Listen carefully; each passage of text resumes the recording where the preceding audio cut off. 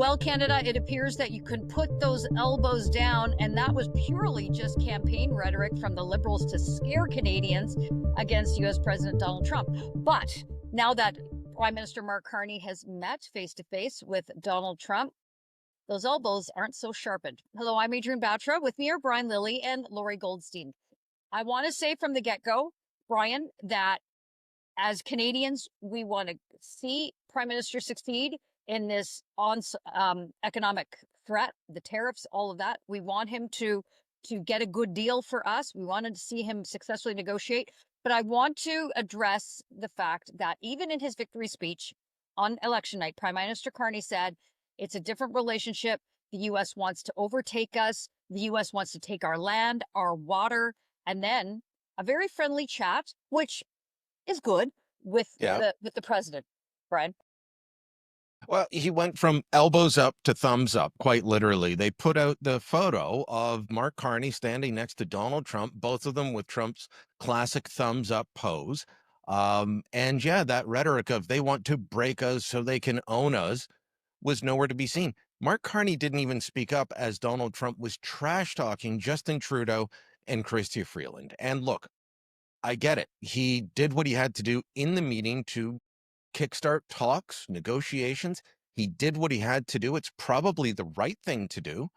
But consider what he was saying about Pierre Poilievre just a few days before, that Poilievre would kneel down before Trump and wouldn't stand up to him like he would. As you said, the rhetoric was over the top from Mark Carney and the Liberals during the campaign, and then it was out the window. And you know, the TrueAnon fans, many of them have just become Carney maniacs, and it's the same thing. They were all emailing me and responding to me on social media saying Carney's the only one that can stand up to Trump. And then when he didn't, their response is, that was the best thing ever. That's exactly how we should act. It is beyond ridiculous. Look, I'm glad they had a good meeting. Premiers are praising it. Even Danielle Smith praising how things are going. But, you know, the rhetoric and the actions just don't match. We're just going to play a bit of what the White House put out, Lorrie, following that meeting. It's a great honor to have Prime Minister Mark Carney with us. A few days ago, he won a very big election in Canada, and I think Canada chose a very talented person, a very good person. Thank you for your hospitality and above all for your leadership. You're a transformational president, and I've been elected to transform Canada with a similar focus on the economy, securing our borders. The history of Canada and the U.S. is we're stronger when we work together, and there's many opportunities to work together, and I look forward to finding those areas of mutual cooperation. So you And you can see from that, look, it's very positive. Mark Carney spoke to Donald Trump, how Donald Trump likes to be talked to. He likes heavy praise. He likes to have his ego stroked. Carney referred to him as transformational. But Prime Minister Carney was ready and opening with that line that after going around the country, meeting the owners of Canada, that Canada's not, is a good line for sure. But I think that we can dispel with the political rhetoric from the campaign and hope that there is some reasonable negotiation moving forward. Well, yeah, look, to me, like I watched the whole thing, and yeah, you know, it was all very calm, and that's good. We don't want Trump hating the prime minister, but the money question, and one of the reporters went to Trump: is there anything that Canada or prime minister can do to stop these tariffs coming in? And Trump said, no, it's a done deal. So in terms of form, things are better than under the Trudeau government, obviously. But in terms of substance, nothing's changed. Having said that, whoever won the Canadian election would have had to pivot. We all know that. There has to be a deal at the end of this day.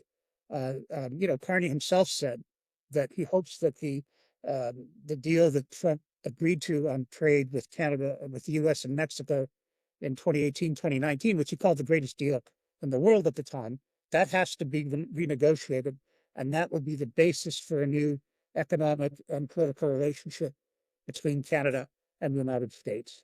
And so, you know, it was such a sharp pivot.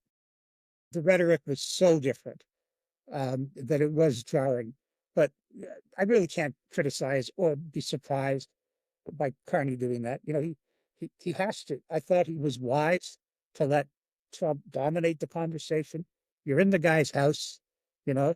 I thought the line about some things aren't for sale, like the White House and Buckingham Palace, to which Trump agreed, was a clever way to do it. So look, I'm with you. We're all Canadians, and though we supported Pierre Poilievre in the election, and we still believe in conservative ideas, but but, but we're all Canadians, and we want Carney to do well. And so, in terms of a form and optics, this meeting with Trump was successful, but the hard bargaining hasn't started yet. And so that's what we really have to look. Brian, I'm wondering, as we do move forward, Carney is going to announce a cabinet soon. He's going to put all of his team around him, and that's happening in earnest. That's going to be, you know, then we will have a speech from throne, hopefully from King Charles. I'm wondering, all of the characters, the cast of characters that were in the previous Trudeau government, they're all there. They're all back. They all were reelected. Does that change the calculus for Mark Carney? Look, just President Trump said something that, you know, frankly, we all felt about the previous. Look, I can tell you that the premiers all see a big change between Justin Trudeau and his government and how he led, and Mark Carney. And it's not just, you know, Doug Ford. I know there's a lot of conservatives angry at Doug Ford for saying nice things about Mark Carney before and after the election, but I interviewed Alberta Premier Danielle Smith just yesterday, and she's talking about a new tone, a different feel. They're going to have a First Ministers meeting, and instead of, you know, Carney summoning them all to Ottawa, he's going to go meet them in Saskatoon on essentially pretty hostile territory for him and his government at the moment. So these are all good things, and what I'm told is that, you know, he listens, whereas Trudeau would hold a meeting and he would lecture and pontificate and he would you know, be condescending. Carney apparently sits in the room with the premiers or on the virtual meetings like they had earlier this week and listens to what they have to say. One premier said to me, you know, he's being realistic with me. I'm not always hearing what I want, but he's being honest. Big difference between that and the Trudeau government. So if he governs differently and maybe he puts in some new faces, you know, maybe he doesn't reward Sean Fraser, the world's worst housing minister, the world's worst immigration minister. You know, maybe he doesn't put them back in place. He's going to have to make room for people like Gregor Robertson, the former mayor of Vancouver, and some other star candidates that were elected. But he's still talking about a very lean cabinet. Maybe we do get something different from these guys instead of the same old, same old. You know, the election's over. We've got to deal with this government. We have to work with them. So we have to hope for the best. And that's where I'm at right now. Lorrie, last one to you on this. As we do look forward and move ahead with the new Carney government, it's a similar question to you in terms of what we should expect, what needs to happen. Certainly a change in tone. I mean, we had a prime minister under Trudeau who sowed so many divisions, not only against us as Canadians, you know, how we vote, how we look, how we talk. Trudeau sowed all those divisions. Carney strikes me as the type of person who doesn't want to put that type of class warfare on. I mean, I might be wrong, but it appears thus far that he recognizes these issues with various provinces, Alberta in particular, that these need to be addressed. These need to be dealt with. How do you see it?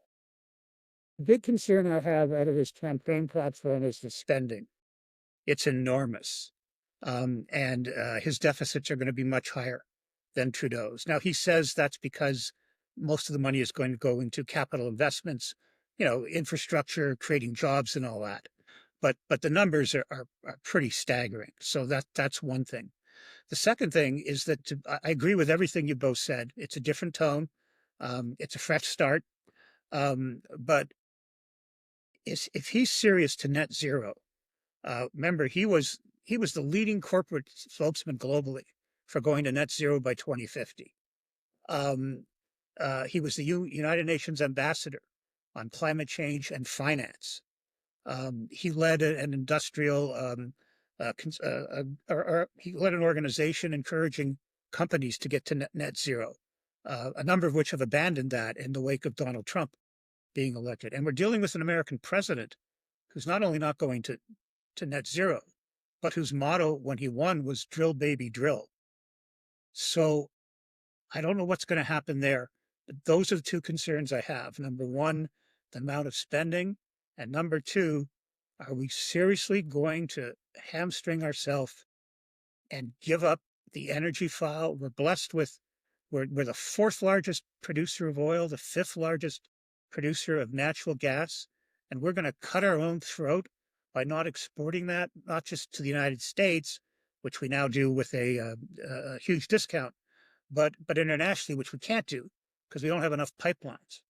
The cap on oil and gas emissions that the government wants, that Daniel Smith has said is that's a cap on production. That's a concern. So, and Carney's smart enough to know all this. For heaven's sake, he's been the federal banker of two governments, Canada and the UK. So yeah, I'm hopeful. I do like his different tone.